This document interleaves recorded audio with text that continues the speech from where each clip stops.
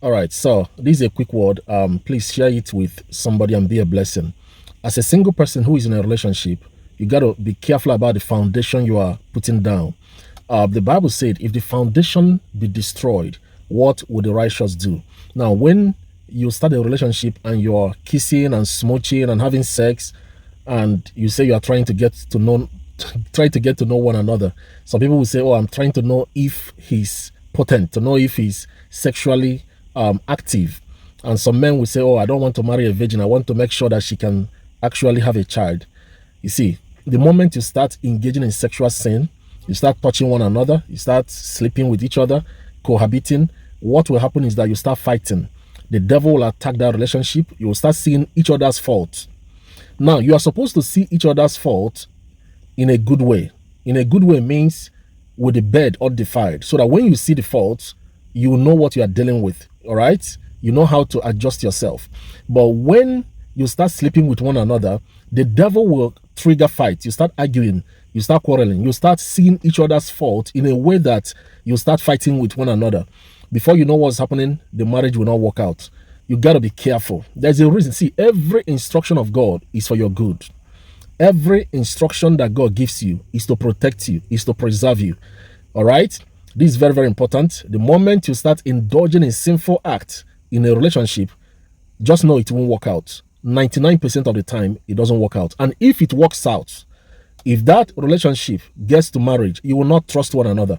You will keep suspecting each other. Why? Because you laid the foundation on sin. You start sleeping with one another. You start touching one another. So when you eventually get married and you say you want to travel, your wife will be suspecting you. She want to see your phone. She want to know what you are doing with your phone, who you are talking with. Why? Because when you were dating and courting her, you were sleeping with her. She does not trust you. He does not trust you because you opened up your body to him before he took you to the altar. Every instruction of God is for your good, to preserve you. All right?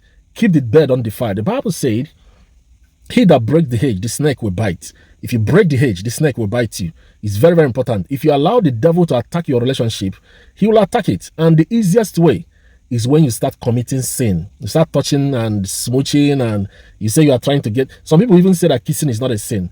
Some people say kissing is not a sin. Where did the Bible say that kissing is a sin?